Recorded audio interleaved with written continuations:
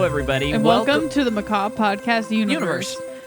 I'm Jordan. And I'm Micah. And we exist to prove people wrong when they say that sequels are never better than the originals. And we're covering the Terminator series. franchise. Oh, I thought we were going to go back and forth all the way on that. No, I didn't get that signal. And the movie today we're covering is Terminator Salvation.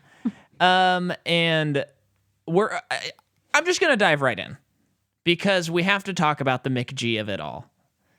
The director of this movie is a guy named Mick G. But it just said MCG. Mick G. Yeah, I know. It just... That's how you pronounce it, okay? Okay. Maybe don't put all capital letters. Well, sorry. Well, I think the middle... It was the font. Yeah, the middle C is actually lowercase. It is when I'm looking at it right now. So he directs a bunch of music videos, and people know about him. He directs some videos by Korn, Smash Mouth, and a few other bands. He also directed Charlie's Angels. I'm going through his whole thing. I want to tell you about him. Hey, you've done this to me before. Don't look at him. Okay. Put your phone down. I'm telling you. So he's approached by Drew Barrymore, and she is like, "Hey, in like 1990 what? I don't know what year." But she says, "Do you want to direct Charlie's Angels? Because I'm impressed by your music videos." So he does that. It's a huge hit. And so they have him make the second movie, and then they give him the keys to the kingdom. So the reason I want to talk about him is this is one of those guys, and this happens every once in a while, where Hollywood just goes, "Oh yeah, this is the guy," and they give him everything. Oh. And so they go, "Mick G, you directed Charlie's Angels. Here's Superman 5. We want you to direct it." Which one's that one? That would... Does that have Michael Shannon in it? No, Superman 5 never gets made. Oh, okay. Okay, so... I'm very unclear on all the Supermans. Yeah, there's like the 4 Christopher Reeves movies, and then they're like, okay, we're making another one, Superman 5, we want you to direct it. Oh. So, and then it doesn't happen, and he makes Charlie's Angels 2, which doesn't do as well. Okay. And then they're like, okay, we're making a different Superman movie, we scrapped the other Superman 5, we want you to do it. Doesn't happen. And then, but the... And fears are fine. It's okay to have fears, and it's okay. I don't want to make fun of that, but it is kind of funny. So he's this big director, and he's given the keys to the kingdom of Superman, a big property. So they spend around $15 million on pre-production. You know, they're like working on the stuff. They're going to make this movie, and then he drops out of the project because the project is going to film in Sydney, and he's scared of flying. So take a boat. He drops out. Take a cruise. Really? I feel like it's something more than that. You're going to turn down a job because you... Take a boat. That's why he dropped out of the project. I guess maybe it must be a severe, intense phobia that I guess I just can't totally... I have a hard time sympathizing with. I mean, I understand being afraid of flying. I totally understand that. But if you're offered millions of dollars of a job, like I would figure out another way to get there. Yeah, absolutely. So that was like one of my big bombs I wanted to drop on you. There's some more, but that was the biggest one. Okay. I just think that's wild. So then he executive produces the show Supernatural. Yeah. And he directs the movie We Are Marshall. Yeah, I've seen that. It's got Matthew McConaughey.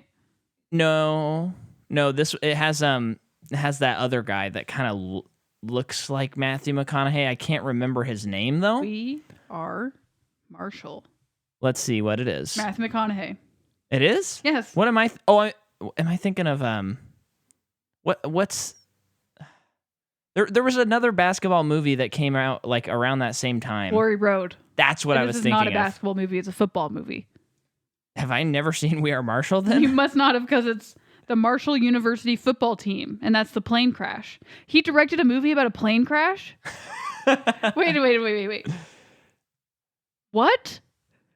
How ironic is that? Is there anything more ironic? Is it like maybe he made it to face his fears? Did he make this movie? He did. What? This is crazier to me. I'm a little speechless. This is weird. It's very weird. It's got Anthony Mackie. Oh, cool. Anyway. So, okay, so yes, We Are Marshall, and then he's gonna do a remake of Revenge of the Nerds. Because everyone wants one? I guess. And so he's working on that, and then they start getting the dailies back for that movie, and they're like, no, this movie's shut down, and they stop working on it. No. And then I wanted to read this verbatim, because we've talked about Edgar Wright on this podcast, and this is an Edgar Wright thing. So on October 30th, 2007, Fox approved a pilot for an American remake of the British cult show Spaced, which is that show that him and Simon Pegg made, Edgar Wright and Simon Pegg. Okay. And with McG serving as executive producer, even though Simon Pegg and fans were outraged at the prospect of having a remake without the original creator's involvement. Nonetheless, the pilot written by Adam Barr was panned before its airing, resulting in Fox scrapping the series.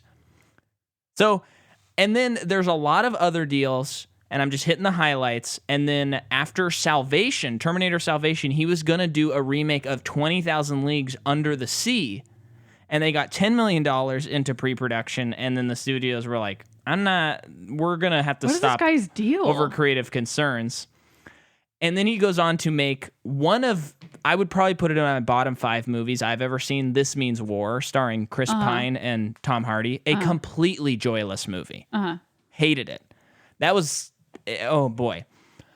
So I wanted to present that because he's this guy that for some reason... He has a really hard time actually finishing a movie? I don't even think it's that. But everyone is like... Yeah, dude, it's McG. What do you want to work on? Spaced. Revenge of the Nerds. Like, these don't even really have anything in common. And he's just like, oh yeah, Terminator. He's our Terminator guy. He's our Charlie Zane. He's like, why is he like in the early 2000s the guy that all the studios are like? Doesn't really sound like he is though. McG. Because he's gotten into pre-production on several movies and they pull the plug.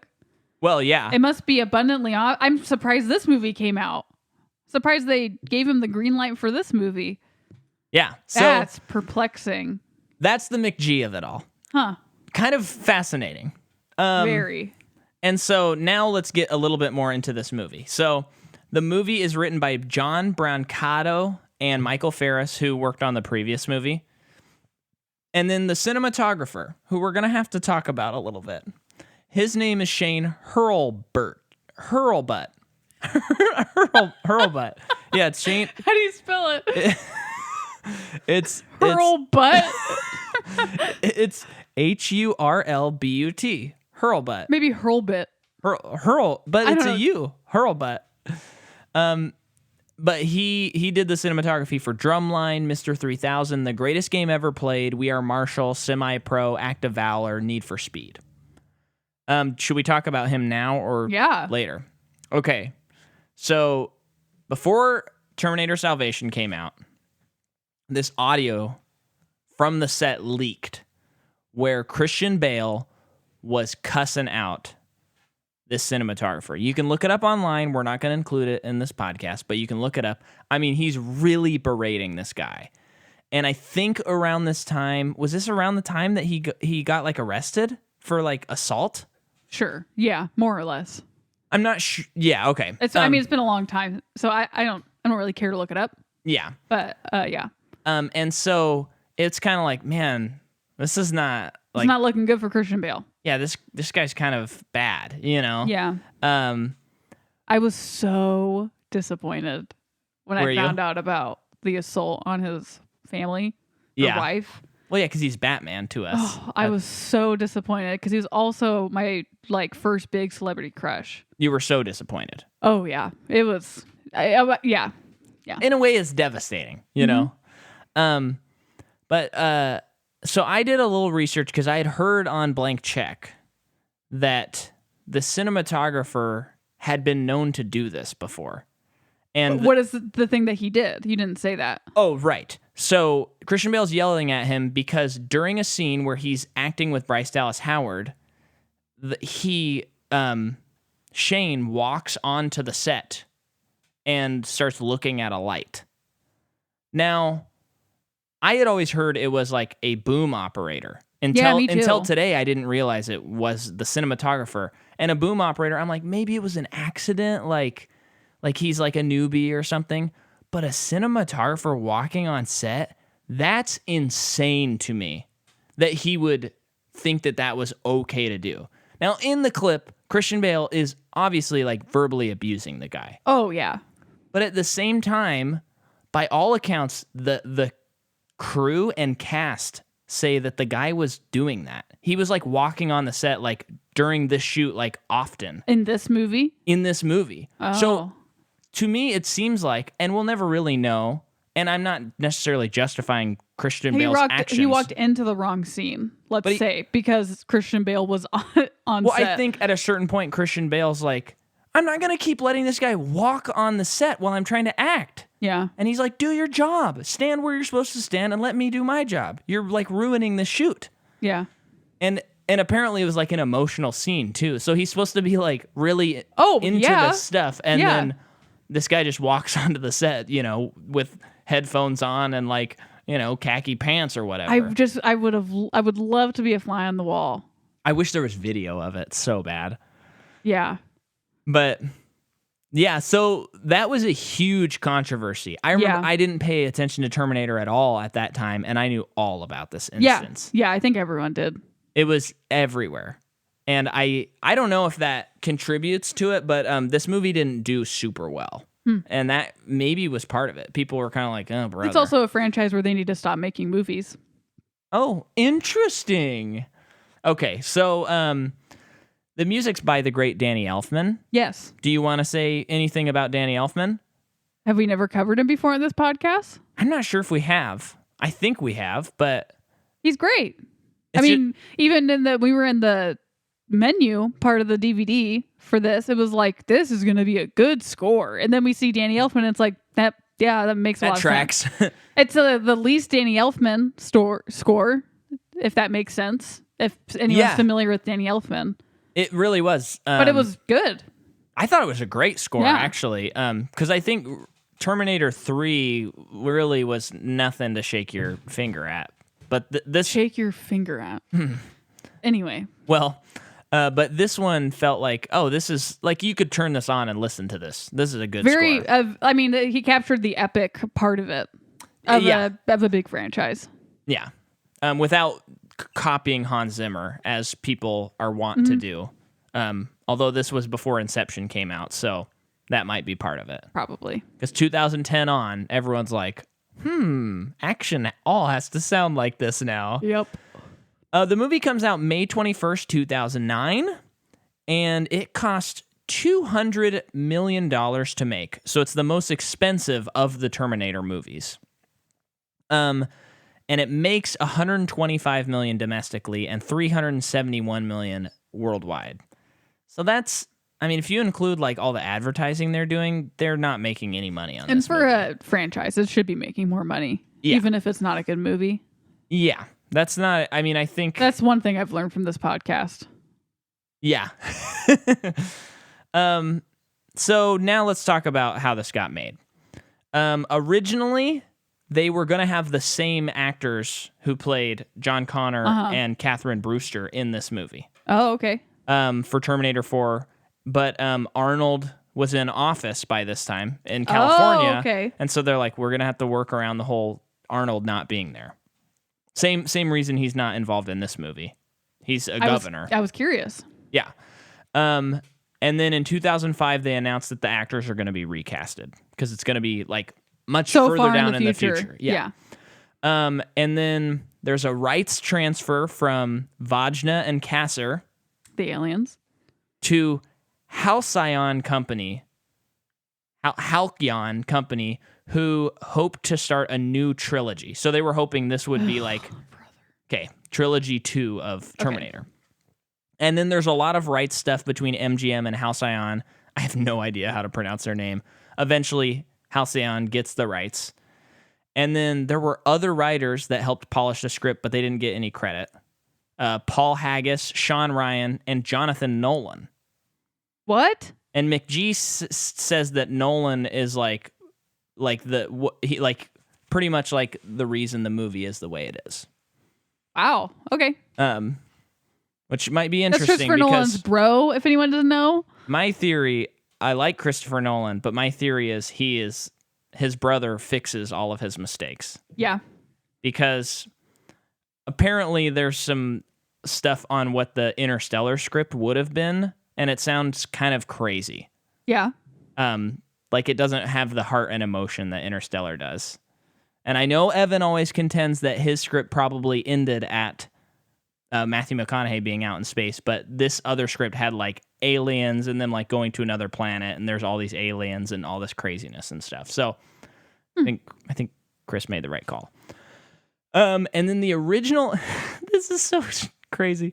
The original ending was to have John killed and his image kept alive by the Resistance by grafting his skin onto Marcus's cybernetic body, and then Marcus would have then murdered Kate, Barnes, Kyle, and Starr. But the ending got leaked on the internet, so they changed it. Wait, so it's supposed to be a bad ending? I don't understand it. Yeah, Marcus would have murdered his wife. I Kyle? guess. I don't get what that.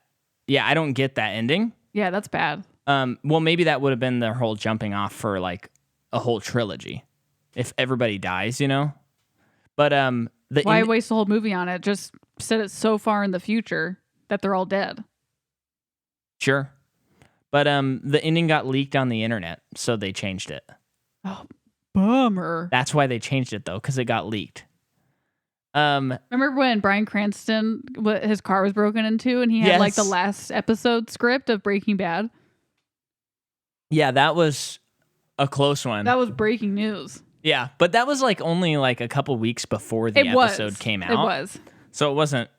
I mean, if it leaked, it leaks, you know. If anyone has some, you want a good laugh, you should look up an interview between Mark Ruffalo and Don Cheadle, right? About and Mark Ruffalo just starts spoiling things, and it's like a press interview. Well, what and Don Cheadle gets pissed. He's like, "I'm not saying anything." It's so funny. Mark Ruffalo, the interviewer says something, and he goes, "Oh, everybody dies in this one," because it was for Infinity War. Oh, yeah, right. And Don Cheadle goes, "No, what? Stop!" and kind of like hits him and gives him this stern look. You can see Mark's like, "Oh, wait, what?"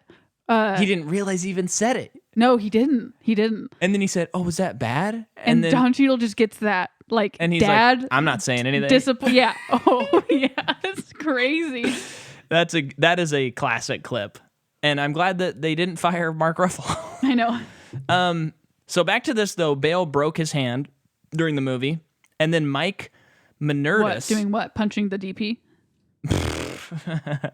Mike Minerdis, who is a special effects technician, almost lost his leg when a manhole cover was blown, and it like severed his leg. And I think he's fine. Is that during like the mine, I would guess so. Scene? Yeah. Oh my gosh. Yeah. They really built that gas station and really blew it up. Cool. And this was one of Stan Winston's last movies that he worked on. Yeah. Which is very cool because he started it. He started it. Yeah. There was a scene in the movie. I'm going to give Mick G credit for this. There was a whole scene that had the girl and Marcus, like it was like a sex scene, and she's like topless in it. And he wanted it to be like this nice emotional scene between them. And he watched the footage and he's like, "Oh, this feels like a gratuitous topless scene." So he cut it. That's funny coming from the guy who directed Charlie's Angels. Yeah. It's not a joke. It's still funny to me. So the trilogy does not begin because Halcyon, the company, goes bankrupt. Oh. So they can't do any more. The rights go for sale in September 2009. Again. And that's where we'll leave the rights situation, and we're going to pick it up next week because the rights come back into play. Wait, that happens after the movie comes out? Yeah, so the movie comes out in 2009 in May, and then by September the rights are for sale for franchise. They were probably hoping this movie would save them. Yeah, I bet they were. Yeah. And then we have to do a bit of a Sam Worthington deep dive, but that's on your Well, we side, haven't talked about it. Is this the first time you've seen this movie? Oh, this was the first time I saw this movie. Yeah. This was my second time. This was the first Terminator movie I saw before any Terminator movie. And it was definitely a rental from, was Blockbuster still around? Oh, yeah. So it was a rental, and it was just kind of like a family movie night. And we would watch just such random movies. That's how I saw some Saw movies. Just so random. You saw Saw with your family? Yeah. Oh. Yeah. Very weird. And so biggest reason why we probably rented it though was because Christian Bale was in it. And I wanted to watch it. And then not only that, Anton Yelchin's in it, which Would you have known who he was at the time? Oh yeah. Really? Yeah. Okay. Love Anton Yelchin. So very I don't know if I like knew he was in it until I was watching it, and then I was really excited. Cool. Another crush for Jordan.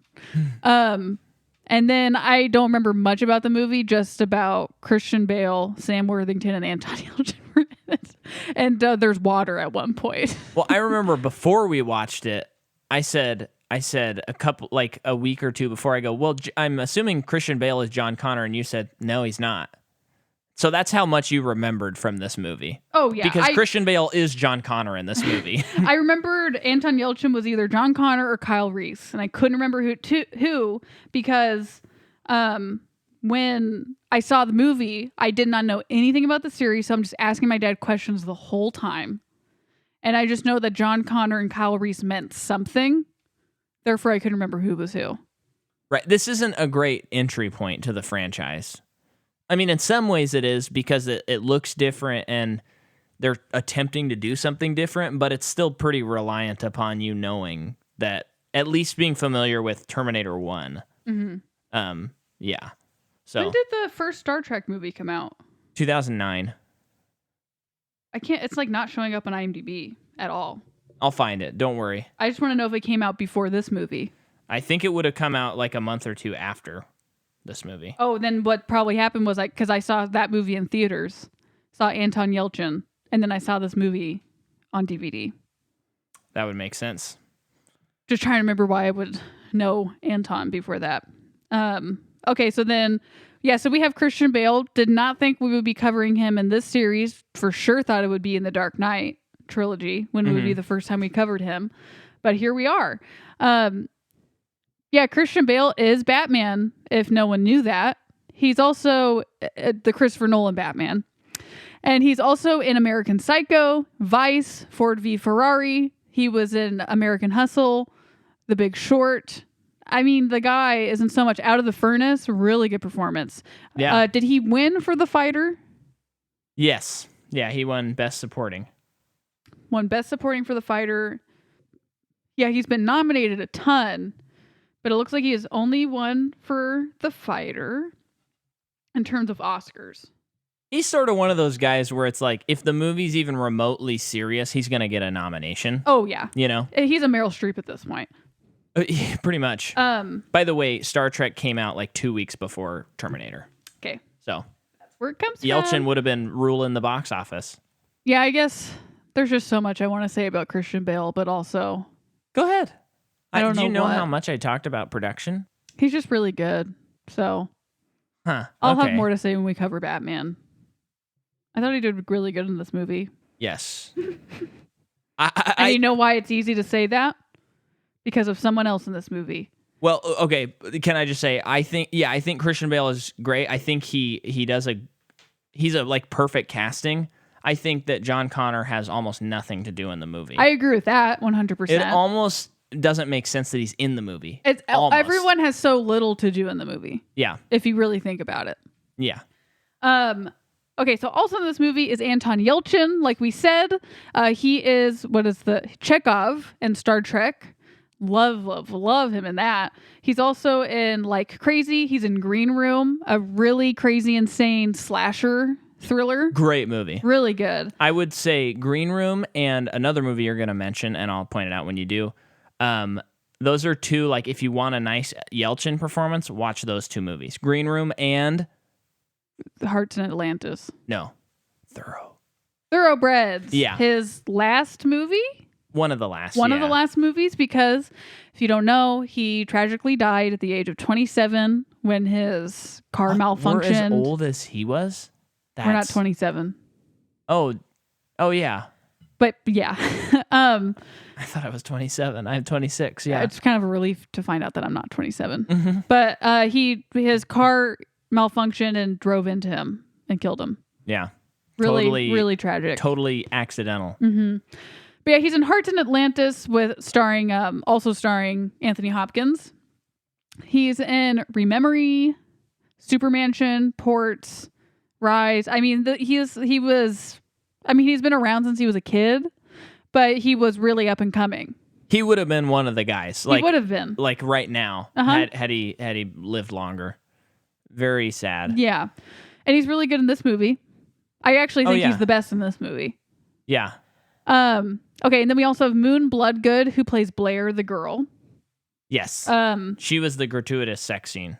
Yes. From the deleted scenes. She's in Faster, The Sessions, NCI Los Angeles, Code Black. So a lot of TV shows, mostly TV shows.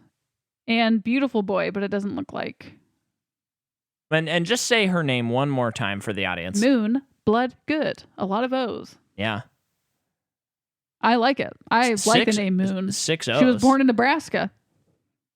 Oh, poser. There's no moon in Nebraska.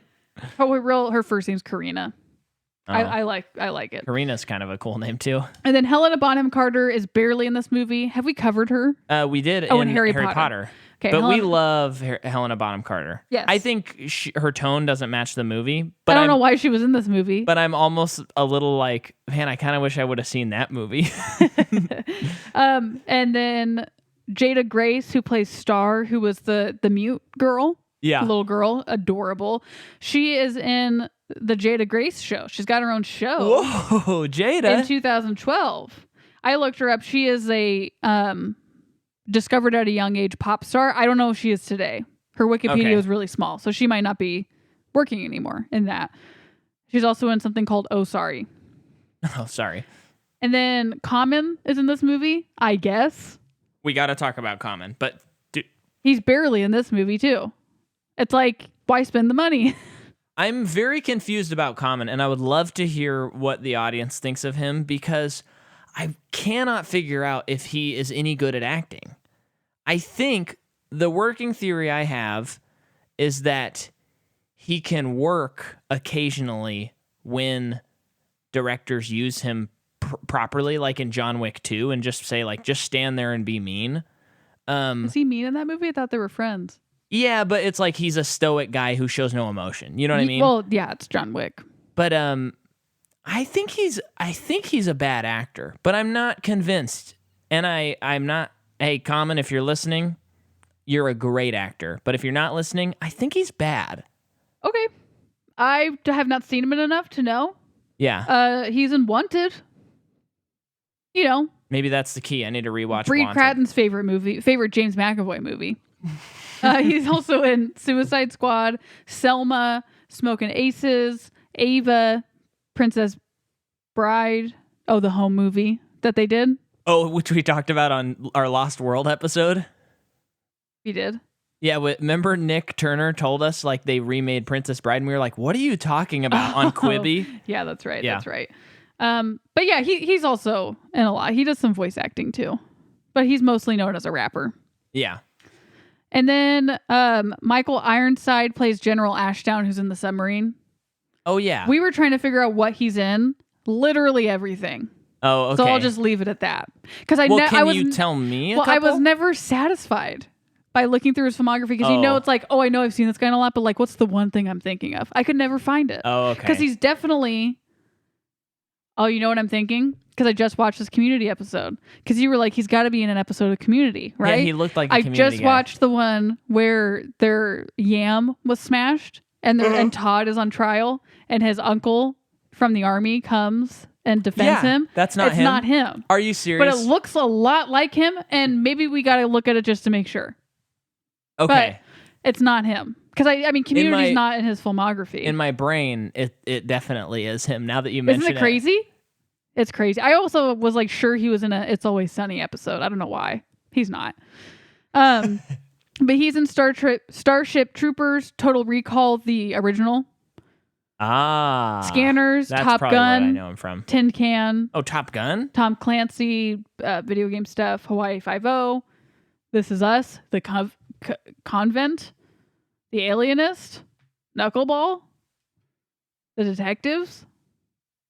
Should I keep going? No, you said you weren't even going to do one. So you said do it for you. Oh, yeah, no, I know. I thought yeah. Forgive me and continue.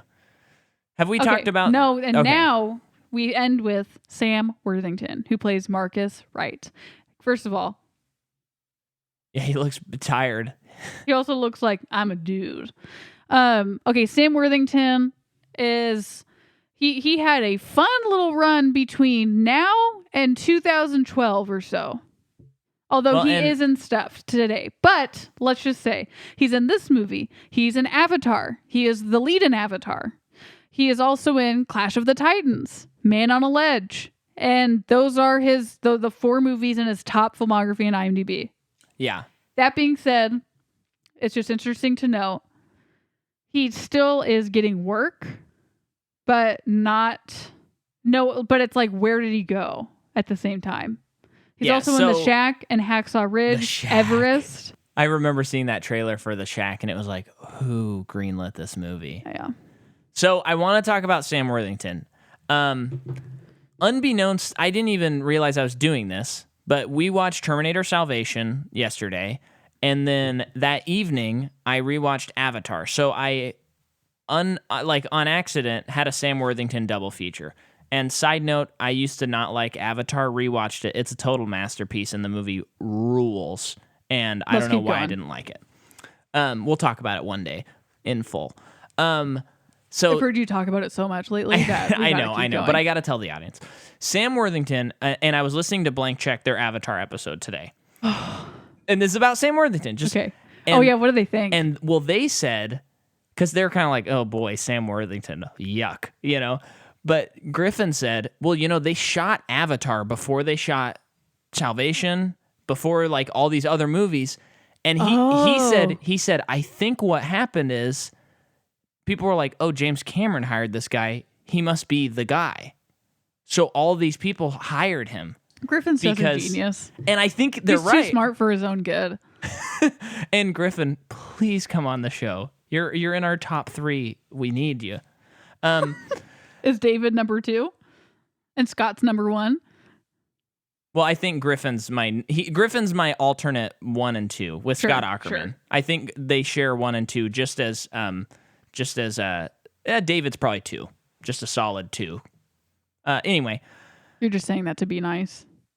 Oh no, I want David on this podcast so bad. Okay, so But he pointed that out, and I think he's right, because you had this run. No, he's 100% right. It's crazy. It's like Terminator, Avatar, Clash of the Titans they pushed that movie hard. They pushed it hard, and even Man on the Ledge they pushed hard. Man on the Ledge they pushed hard, and it was like this. They're basically saying like, Tom Cruise, scoot over. We got the new guy, and he is going to be in everything. And not only that, but he's bigger. And everyone's like, this guy kind of sucks. I watched Man on a Ledge with Shane in theaters. No, I think he like torrented it or something like that. And we did rent that movie. We were confounded at how horrible that movie was and how horrible he was in it. It was like I couldn't even reconcile. No, I don't think so. It's this weird movie. I'll see if I can remember, but he's a man on a ledge, and everyone thinks he's committing suicide, but he's secretly at the same time like pulling off a bank heist. He's distracting people. Yeah, and the whole the movie is basically a bottle episode. Yeah, and the whole so it costs nothing. Yeah, and it's just kind of one of those movies where it's like, don't think too hard, or you're gonna like none of this will make any sense. And it's really bad. And the thing about Sam Worthington is they hire him and they say, you're British, but we really want you to do an American accent. And for some reason, all the roles I've seen him in, there's no narrative reason that he's an American. No. Even in Avatar, I know everyone's American that's like in the military portion, but they never say it's an American military. No, it's just intergalactic, so you can be literally anything. And he has the worst American accent ever. He talks and he's like, there is scenes in this movie where it genuinely looks like they said, okay, for this scene, this whole scene, we want you to be British. Or no, Australia. It kind of sounds or it's Australian. Like, you've been banged up a little bit because you're a robot, but like, so you're not dead, but you're dinged up a little bit in the head, so your accent goes in and out. Yeah, that's what it seems like, but he does it the whole movie. Uh-huh. And it's the weird thing where it's like... But he didn't know, Micah. He didn't do it for the first 40 minutes of this movie. But there were still words where it's like... Yeah, there were still I'm words. I'm the Terminator. And you're like, what? But for like the at least good first act, no accent, no like... totally traceable one, but this was the beginning, the beginning of the snowball that ended up being an avalanche. It was early on in the movie, and he said something about I have no idea, and it's like okay. Yeah. I mean, I know people say that on the East Coast. I know British people. That's like idea is a thing, but I just gotta say, you never hear that in a movie. No, and so it's. You don't hear an like, American say it in a movie. No, I mean, you don't even hear, as far as I can remember, I could be totally wrong, someone from the East Coast of a movie that takes place in the East Coast say that. No. I could be wrong. I have not seen Manchester by the Sea. But, so it was just like, that's weird choice. Yeah, it's very weird. And another funny thing, speaking of accents, though, is if you listen to the Christian Bale rant tape, he's British, but he's yelling at this guy, but he's doing a movie where he has an American accent, and his accent's going in and out while he's cussing out this guy, and you can't help but kind of laugh while you're listening to it, because some lines are like American, and then the next line's like kind of British, and then like American. It's like method acting is like barely hanging on. Yeah. But do you want to jump into the plot now? Sure. Or should we just... What do you think about this movie? Like, basic overall, before we digest it. So when I first saw it, enjoyed it enough. Incredibly confused, which is obvious. This time seeing it, I liked it leaps and bounds better than the last movie. Leaps and bounds. It was not... I was not bored at any point. When you do really analyze the story, it doesn't make any sense. And it's not well written. No. Sam Worthington's character should not exist. His character makes no sense to me. And when we finished the movie, I was really trying to figure out. I was reading the plot again because I was like, did I miss something? Because he serves no purpose in this movie. But this is the obvious third movie to me. Yes, I agree with you on that. So, like, you get the first two, and then it's like you've really, I guess, feel the need to make another one. It has to be in the future. So it's like finally a movie set 100% in the future. Yeah. And I think that the designs were really, really cool. I did think the designs were cool. That's really what carried the movie for me, was all of the robot stuff. And like we were talking about during the movie, the sounds that they make was like ASMR to me. It was just such a pleasing sound. Yeah. So that's what I think about the movie. Okay. For me, I can't quite put my finger on it, but I think it's like this is an... No, I don't know. I feel like if you take Terminator out of it, it's a straight up bad movie. But as a Terminator movie, it's not a good Terminator movie either. It's just okay. And I am grading it against the first two movies, which are great. But I think this movie, it has a central problem, and I can't figure out the solution to it yet. And this is a prequel problem with prequels. When you go back, we've already seen what happens. And I know we're technically in the future, but the future is the past in this series. So, when you have a character like, I always, go back to Star Wars, like Anakin, he's Darth Vader. So you have to make it interesting and you have to provide tension. And sometimes that's really hard to do. They attempt to do that with a love story with Padme. A lot of that doesn't work. But in this movie, it's like, how do you provide tension when we already know that Kyle Reese makes it through the portal, and we already know that John Connor makes it through the portal, or sends stuff through the portal? I like how they set it up. Like that Kyle Reese is just floating around somewhere as a teenager, and this has all happened, and he's just trying to survive. And like when we watched the first Terminator, we don't get any of that. It's just Kyle Reese has always been on John Connor's team. So I like that it starts even before all of that. Yeah, and that's decent. But like as we were getting toward the end of the movie, I realized like I don't have any tension because I know everyone's gonna be just fine. And I think what I think would fix this movie for me, or fix a large portion of this movie, is we needed a Looper type scene where someone we know and love is killed, like in the past or something, and they like disappear. And so you see that there actually are consequences to this movie. Yeah. So I can't think of who it would be, but like if you had a scene where Kyle Reese is killed, or a Terminator goes back into the past and kills like baby Kyle Reese or something like that, and then you actually have like stakes because you're like, wait, that guy has to make it. But then you have to undo, it does unlock a whole can of worms. But I feel like we needed that scene in Looper where that guy's running and he starts disappearing because in the past they're like killing him. And I think we needed something like that because there's just no tension in this movie for me. And they try to put the tension on Sam Worthington's character, but he's not John Connor and he's not the Terminator, so I don't really care as a series viewer. And he's not good, so I never get invested in his character. Yeah. And also, I don't understand what they were doing with him. Yeah. I agree. So let's begin the movie. So right away, at the beginning of the movie, we see Sam Worthington, and he's in prison, and he's on talking death row to Helena Bonham Carter. And maybe it would make sense to just kind of talk through his whole thing. Okay. Aside from the movie itself, because I'm still trying to parse out what it was. So the idea was... he donated his body to science. Yes, okay. But wasn't the idea as well that Helena Bonham Carter worked for Cyberdyne?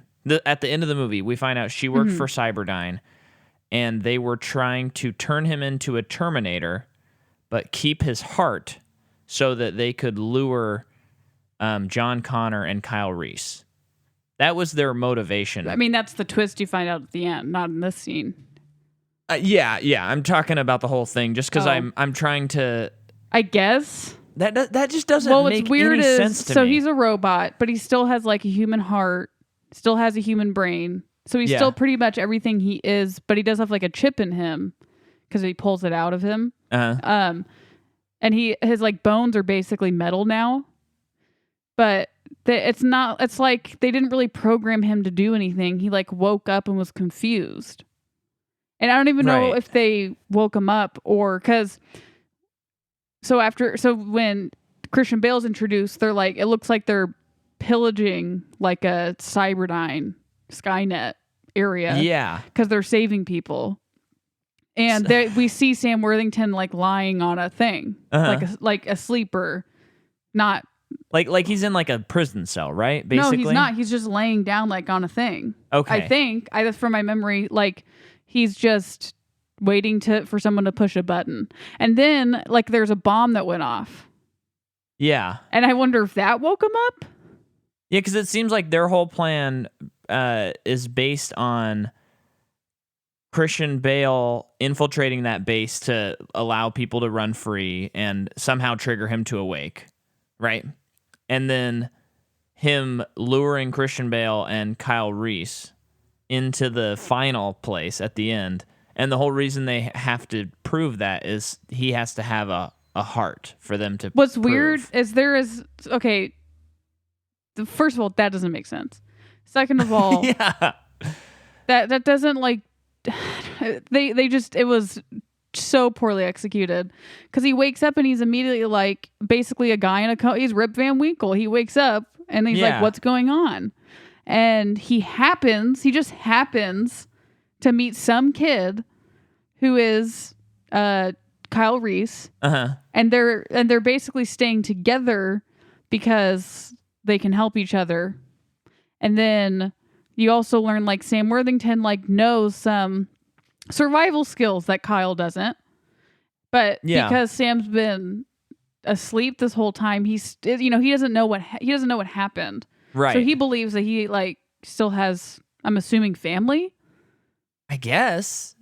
Yeah. But I guess maybe they alluded to it because remember he was like, I got to go north. I got someone I have to find. And I just assumed that was like family. But maybe that was he was programmed to go north, but they just played it off they were trying to do it subtly and they did it so subtly that it didn't mean anything. Yeah, and it is one of these things where, at the end when he's getting revealed the information, first of all, the way they doled it out, maybe I was being stupid or not paying attention, but I did not understand what the implications were of that twist. And then it's one of those twists that it's not the Fight Club twist where he is, one person instead of two, and then you go, whoa, this changes everything. Yeah.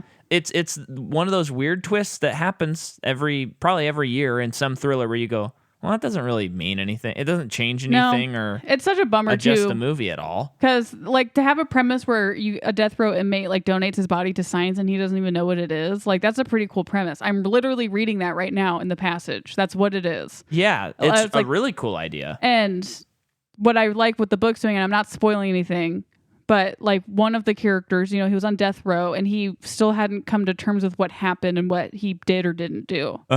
And he's like trying to figure that out. This movie, I think if they had done that, something similar to that, his character would have been so much more compelling. Yeah. Because there's some throwaway line about how police officers and his brother ended up dying. So you're like, okay, maybe he killed all of them, but I don't know if he did it out of, I don't know if he deserves to be on death row or not. And they didn't make a stance one way or the other. So at the end of the movie, when he gives Christian Bale his heart, it's supposed to be this big redemptive thing, but he was never technically a bad person. No. So there's no redeeming quality in that. It's like, yeah, I guess why wouldn't you? Or I don't know. Yeah, you're kind of dead already-ish.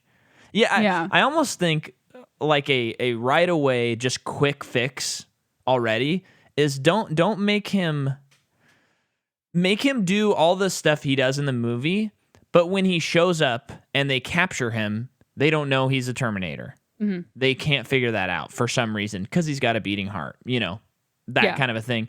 And then there's a moment in the movie where his eyes turn red and he like stabs John Connor or something like that. And he had no idea because the whole movie, every time they say, hey, you're a Terminator, he goes, no, I mean, I am, but I'm not that way. He never makes a decision to do anything bad. So if there was a point where his brain flicked off because he was programmed and then he just started killing people, that would have been just right away a much easier movie. A way I like to look at it too, that kind of makes sense in my brain, because so at this point in the movie, Kyle Reese has not been sent back to the past yet. Yeah. Which means Arnold has not been sent back to the past either. Yeah. But we do see his Terminator robots roaming around, like they're being used. Yeah. And it's pretty much alluded to in the first movie. That's the biggest thing that they've done so far is create these T1s. Mm-hmm. Sam Worthington is much more, to me, it's a more accelerated version of that. Interesting because point. He's more human than robot, which means he's more, he can deceive people much easier than Arnold. So it's like, I'm like, okay, so maybe he just woke up by accident and they weren't ready for him yet. Because the next movie we have Robert Patrick and he's an elevated version.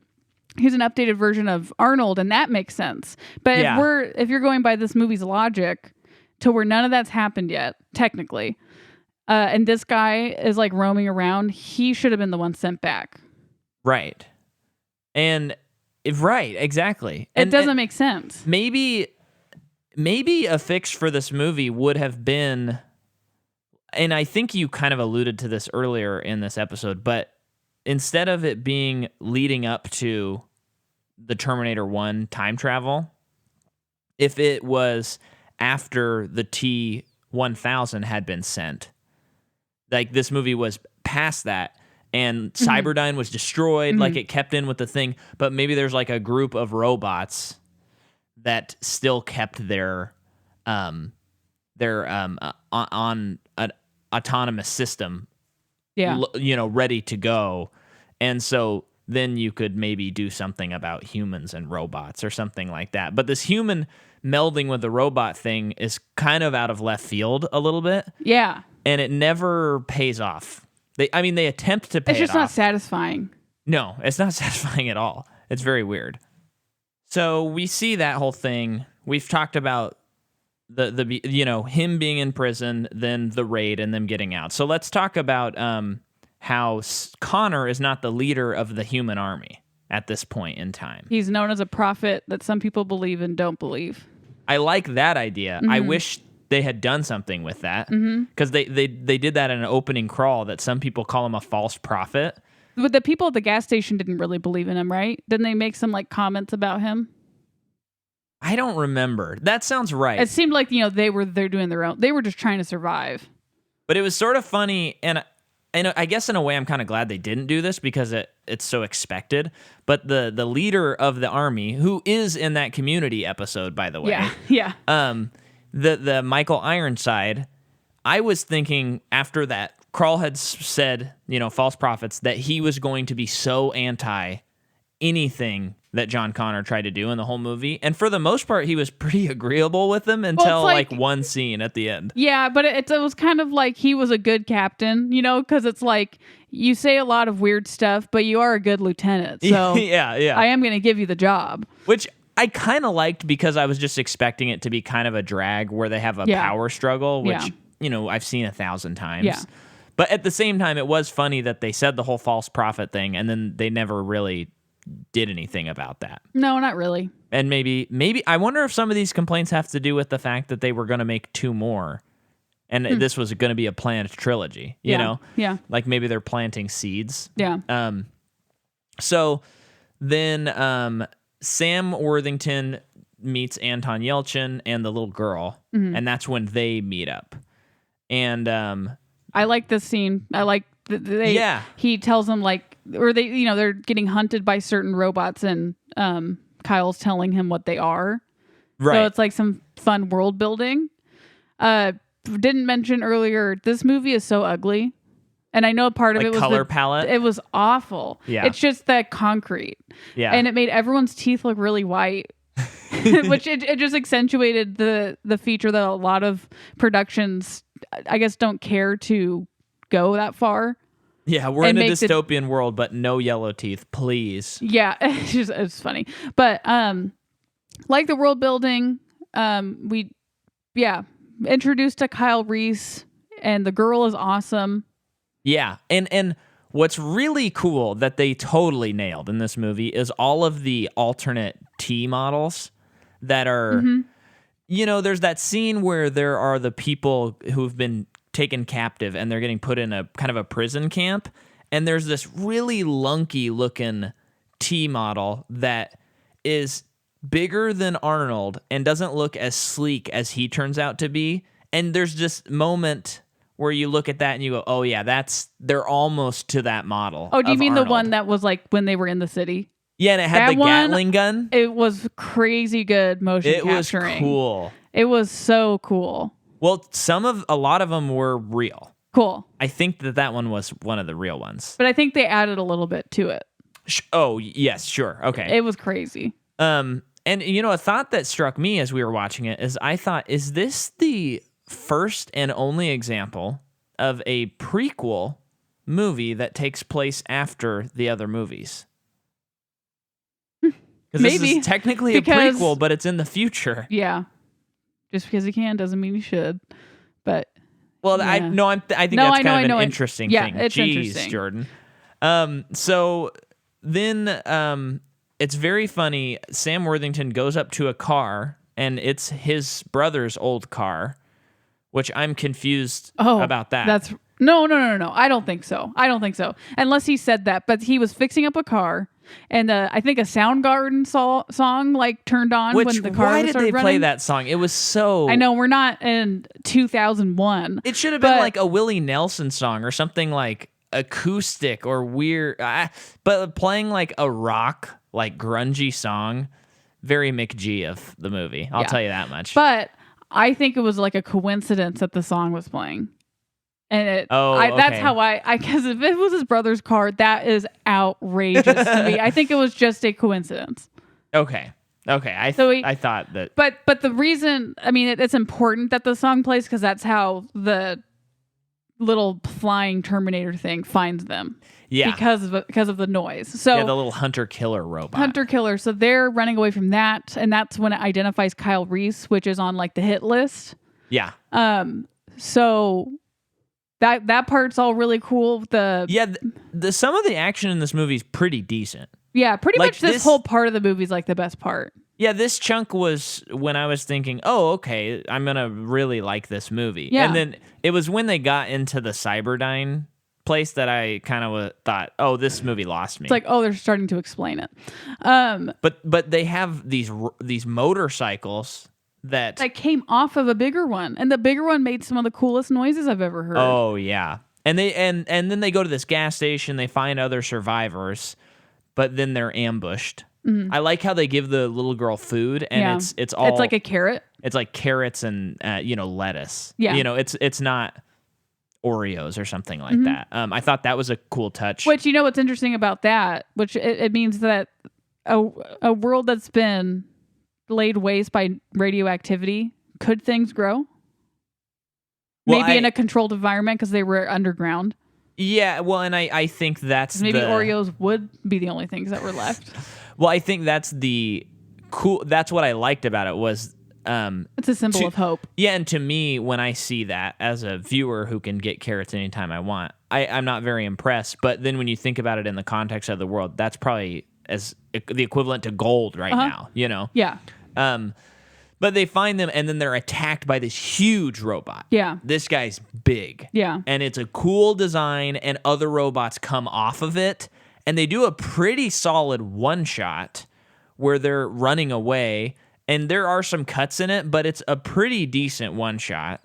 The entire gas station explodes. Mm-hmm. They're able to get away. They get to this bridge, and then there's kind of another big fight. Mm-hmm. And then they're all captured. Mm-hmm. Well, Sam Worthington tries getting him out, but he falls into the river. Yes. So, and Kyle Reese and the girl are taken away. Yeah. And I guess I was going to complain about this, but now that we know he's a robot, because I didn't know at the beginning. That he's getting thrown around and everything. Well, and he skips across the water so hard. Yeah. And I thought, that is blowing your body apart. But he's a robot. Okay. Yeah. I knew you were gonna have an opinion about it until the twist. Yeah, I knew. I was like, oh, he's gonna talk about that. If it didn't go where it was gonna go, he would have talked about it. But it also looked pretty wild and kind of like barrel scene from Hobbit, kind of goofy when he hits the water. I think it's just they're showing you like no one would survive that. Yeah, you're just supposed to be confused. Yeah. So when it happened, I thought, oh boy. Mm-hmm. But then we have that whole sequence where John Connor and Bryce Dallas Howard, who's kind of randomly in this movie, and she doesn't have the same hair color she had in Terminator 3. Color graded. Wait, what? Well, because in Terminator 3, that character has blonde hair. No, she doesn't. She doesn't? She has red hair. She does? Yeah. Are you serious? Yeah. I think. I'm just thinking of Claire Danes. Has blonde hair, but no, she has red hair. And could they have chosen two actresses that look more different? Just genuinely didn't care even a little bit. Yeah. This is pretty much them rebooting a series. It's been so long. It is, yeah. And that's such a it says to be on. She's called Kate Connor, too. Like, if you haven't even seen the other one, like, you would just think, okay, that's his wife. Who cares who it really is? Which is what I kind of choose to believe. Right. And she's pregnant. Mm-hmm. I think it's kind of I like that touch. I like that touch. It's sort of a thankless role. I mean, you could put anyone in that role for what they're given. I think it's more important to see that, well, one, he has a wife, so he's a human. Yeah. It just gives more humanity to John Connor, and that she's pregnant. Yeah. I mean, she is just being there as a woman to be a woman. Right. And then Sam Worthington meets Moon Bloodgood. Mm-hmm. And Blair, yeah. She was fighting off the thing that took Kyle Reese and the girl, and then she had to eject from her jet, and she got caught in like a cell tower thing. Yeah. And that's when they have to get together for body heat, and there's before that, some passion a little bit hinted at. They go to this, I guess, like another gas station or something, and she's like tending to a wound, and then there's like a really weird cut where now she's suddenly surrounded by men, it's weird. It was very bad editing, and it's like, there are 5 other people here now, and they're no like watching people slowly walk up, or I don't know. Well, and I think they were trying to show that time passed, but it was the same time of day. It was just dark. She just randomly, when the cut happens, she's not wearing a coat, so it's like that's them signifying time has passed, and she's let her guard down. Continuing to tend the wound. Yeah. So these guys are, they're mean into Rough House. And they also see that she has antibiotics, which is, of course, really valuable. So she starts trying to fight them off, and then Sam comes and saves her. Yeah. Then the body heat thing. Then they cuddle up, and then they go back to the human place, the human base, and there's a minefield, but it's only set up to attract metal or, cybernetic things. And I do think the reveal's pretty cool, where he's walking and then a mine hits him. Her reaction was really good. Yeah.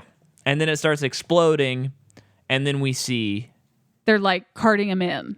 Yeah. He's really bloody. So it's like really confusing, and he's about to probably die or something. But probably not really. I don't know. Which, again, could have been maybe an interesting thing. But it doesn't pay off, so it doesn't work. I do like in the scene, so they put him on the table, and Bryce is like starting to do what she needs to do as a doctor, and she sees you like her reaction was really good too. Yes. When she looks down at him, because it's his POV, and everyone else is looking at him, and then they knock him out. Yeah. I liked that stuff. Yeah. But yeah, so then he's like chained up now, and John's like asking him questions that he doesn't know the answer to. And John is not convinced that he's not a Terminator.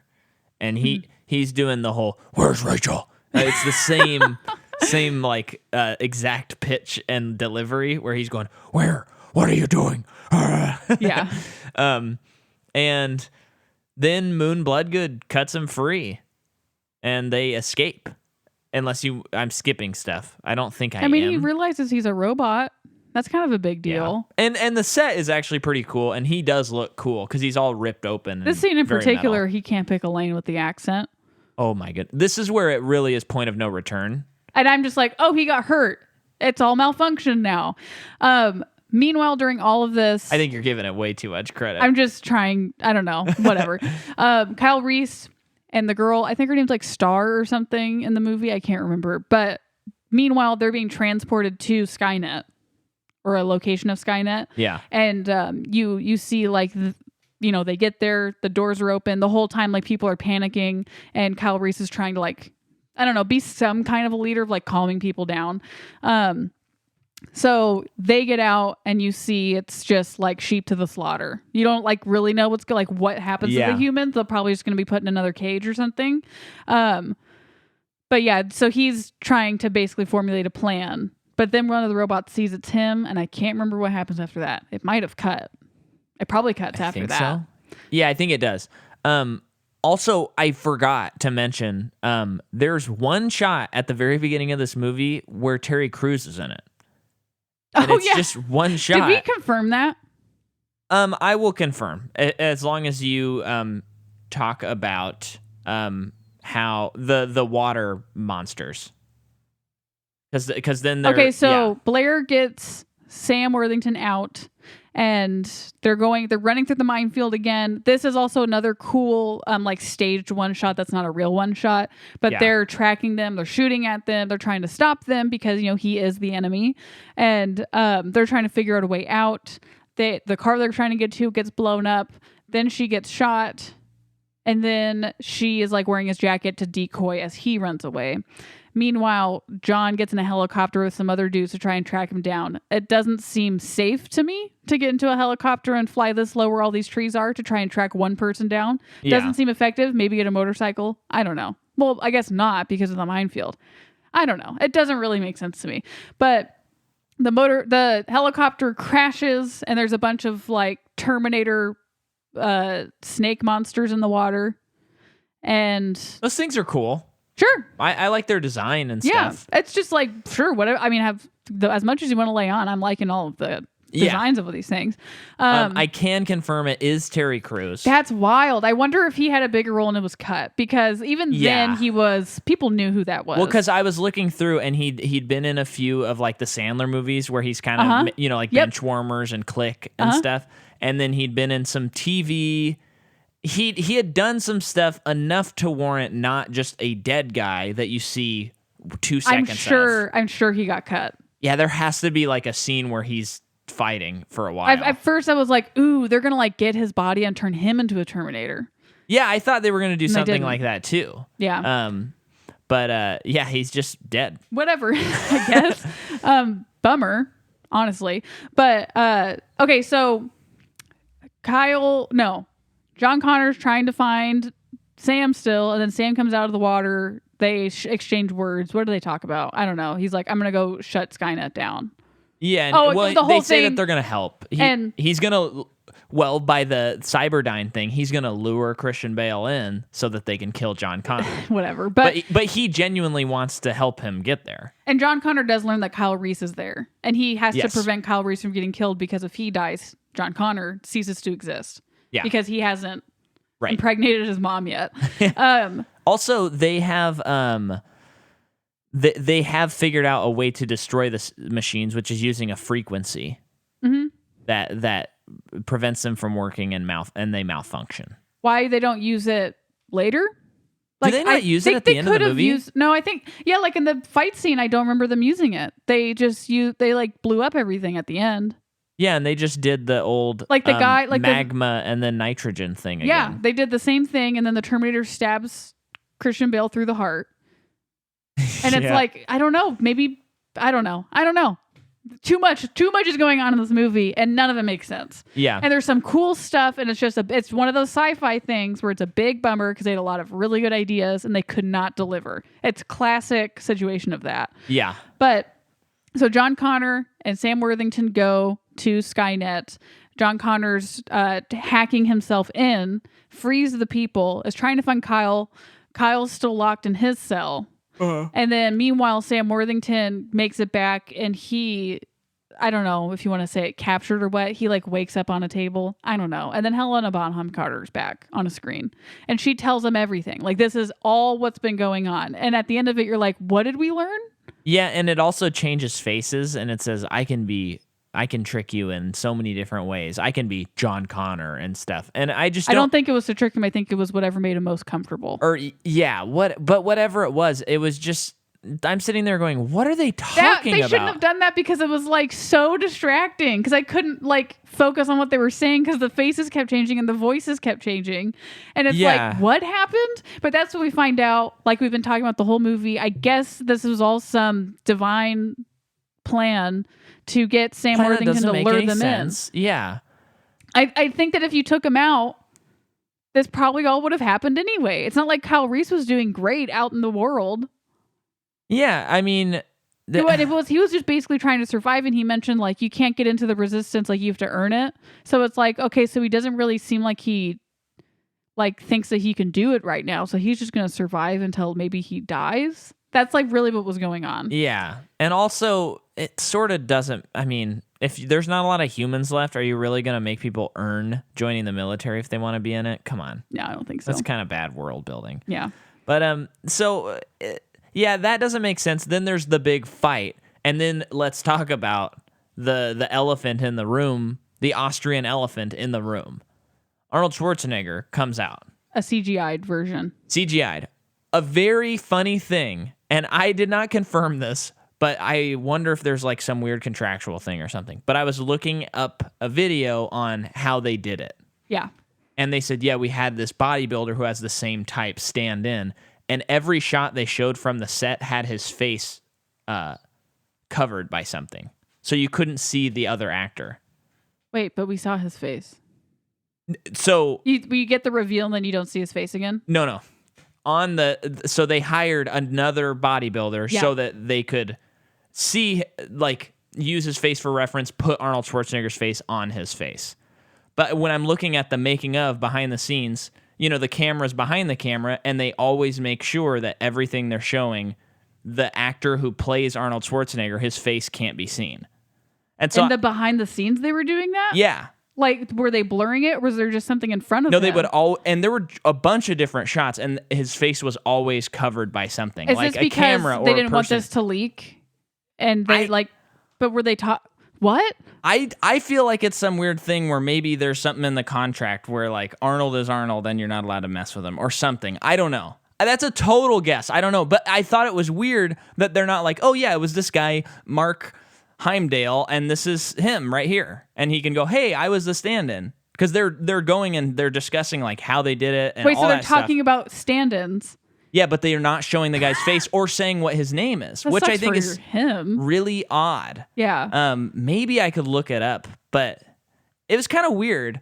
I think the CG's okay on for his face. 2009, not For bad. 2009, not bad. It looks like a young Arnold. And it is one of those things, though.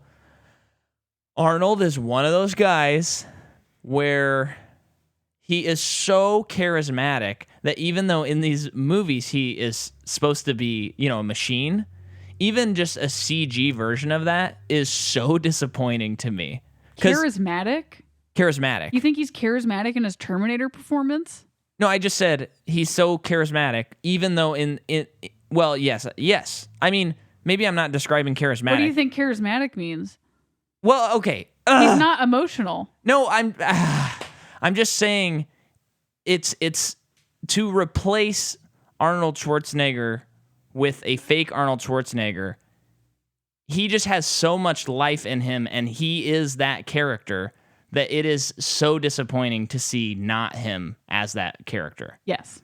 I find it like completely distracting, and it totally takes me out of the movie because you just go, oh yeah, I wish he would have been in this. Yeah, I thought at first when they were revealing Sam Worthington stuff, like they were revealing that he was the Terminator, and they just recast. It's like this is it. Oh, and it's like, that would have been crazy. I don't understand. I mean, it wouldn't make sense because the makeup of him is completely. It would be rewriting the first movie because it would be he's a completely different robot. Yeah, but I thought that's what they were saying, and I think that goes back to he shouldn't be built yet, or he shouldn't. He should still be back in like his cryogenic sleep phase. Yeah, because he's too advanced, technically. I think the timeline works for me, but I think you bring up a good point, though, and you might be right. Just because this movie is technically in the past. Yeah. In relation to the other two movies. Well, it's sort of like the Ip Man Bruce Lee thing, where you just go, just don't have him in the movie. You can't hire him. There's no need to have him in this movie. I know that people would complain, but I'm sure people were not satisfied by that appearance. I know. So if they're like screaming for it, but you can't deliver it, then don't deliver it. Yeah. Don't even try. Just try to make your own thing. Yeah. But I will say they did do a kind of a good job of like you see him, it's him, and then they blow off his face. They so like that melt they don't his have skin. To, yeah, that's smart that they did that. So yeah, he's going around and they're fighting, and John finds Kyle, so they're trying to get them out. And then there's a fight. Like we said, he gets melted with the steel, and then he gets frozen. And then we see how John gets a scar because he scratches his face. And then... Which is... I think it's okay, but like you said when we were watching it, we really don't need an explanation for the scar. No. And if you're... I don't know. It was so minuscule. Like, I know in the second movie they showed a man with a scar, and I know in the third movie they showed him with a scar. Yeah. Sure, fine. It was never a big plot point for me anyway, or a character trait for me anyway. Maybe it is for other people, I guess. But I don't... Well, it doesn't add to the movie in any way. No, but I mean, they could have spent more time on it. Yeah, they don't go other movies. They don't go full solo on it. Yeah. Anyway, though, then Sam Worthington. Oh yeah, the Terminator punches him in the heart and kills him.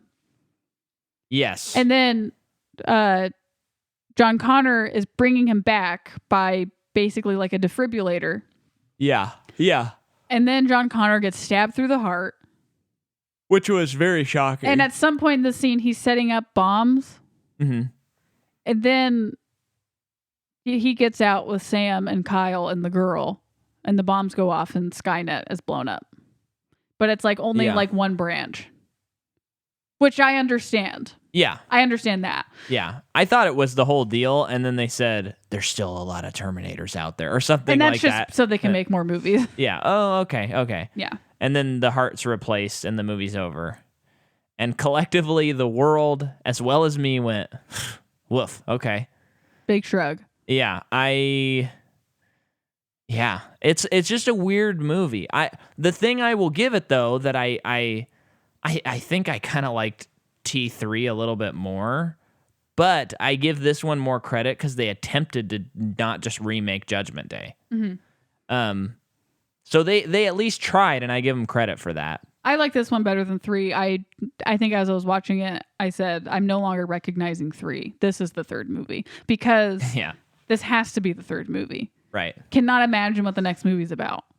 But the more we go, it is definitely becoming clear. Like, there's no reason for me to rewatch this or Terminator 3. Mm-mm. I have no desire to do that. No. I'll definitely watch Terminator 1 and 2 again at some point. But so far, not this. And from what I can tell and following stuff when it came out, I think we're about to watch the worst one, Terminator Genesis. Okay. And then I've heard mixed things about the last movie. Mm-hmm. So I'm hopeful about the last movie. But Genesis is kind of a reboot/remake thing. Yeah. So they're kind of just restarting it with another actor who we're going to do a pretty deep dive into. Who? Jai Courtney. Oh. Because we have to talk about. Jai Courtney is kind of like Sam Worthington in a lot of ways. Just a guy that they force-fed down our throats, and we all said, no, we don't like this guy. But yeah, weird movie. I mean, if nothing else, it's weird. Uh-huh. I would. So, yeah. Yep. Yeah. Like seeing Christian Bale in just about anything, so. Right. Well, is that all you have for the movie? Yeah.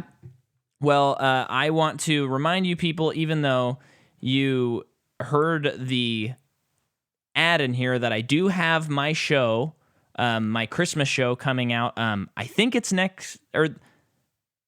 this Saturday, but next Saturday, December 12th, 7 p.m. Pacific Standard Time. Go to my YouTube, make sure and watch it. Go to patreon.com/MicahMcCaw, and you can sign up. You can watch the whole show because some of the songs won't be available for everyone. And you can also get this month's episode where we started a new series on our Patreon-only podcast, which is Gremlins.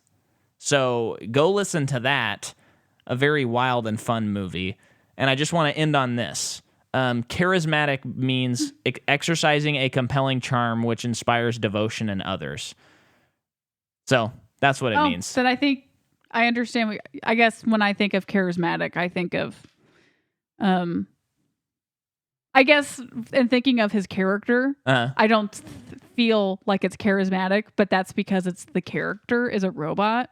Yeah. And when I think of robot, I don't. Does that make sense? My disconnect. I get what you're saying, but I also think that you were being clear in what you were saying. I was just trying to say that he, as an actor, is just so charismatic that anything he does, I understand. Unless it's not always this way, but his iconic roles are just like untouchable. Yeah. So, thanks for listening, everybody. See you next later. time.